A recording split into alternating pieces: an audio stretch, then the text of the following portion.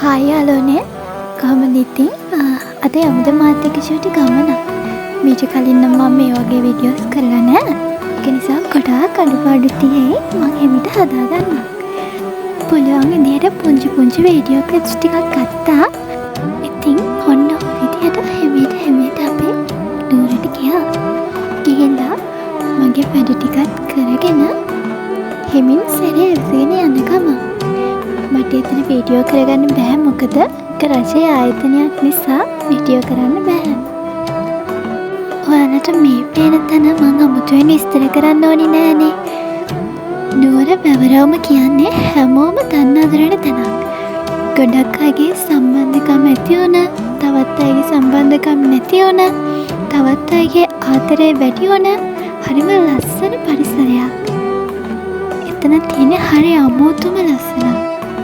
අද ටිකක් වහින්න වගේ තියෙන කාලගුණයක් තියෙන හින්දා පරිසරය ටිකක් අඳුරුයි. ඒ වුණාට ඒක හරිම ලස්සනට පේනවා. මේක දකින්නවට වඩා ඒක ඇත්තටම දකියදී ගොඩාක් ලස්සනයි.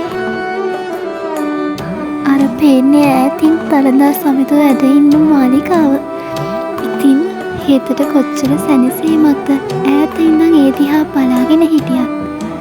නුවර අහස යට ගොඩාක් කතා ලියවුණු ගොඩාක් කතා නැවතුණු ලස්සන අතීතයක් ගොඩක් දෙනෙක්ට තියෙනවා අනිවාර්යෙන්ම.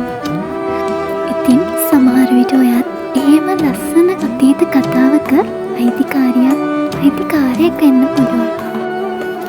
මෙහෙම දකිද්දී ඔයාගේ අතීතයට ඔයාව ඉබේටම අරගෙන යනවත් ඇති. සමහර අමිහිරි මතක, සමහර මිහිරි මතක ඔයාගේ හිතට ඉබේම එනවා ඇති. ඔයාගේ ජීවිතය ඔයාට දැන් ඕන තැනක් වෙන්න ඇති සමහර විට මේ පේන තැන්. ඔයා නුවරට සමීප කෙනෙක් වුණත් නැති වුණත් ගොඩාක් දෙනෙක් ආස කරන තියාවක් තමයි මේ.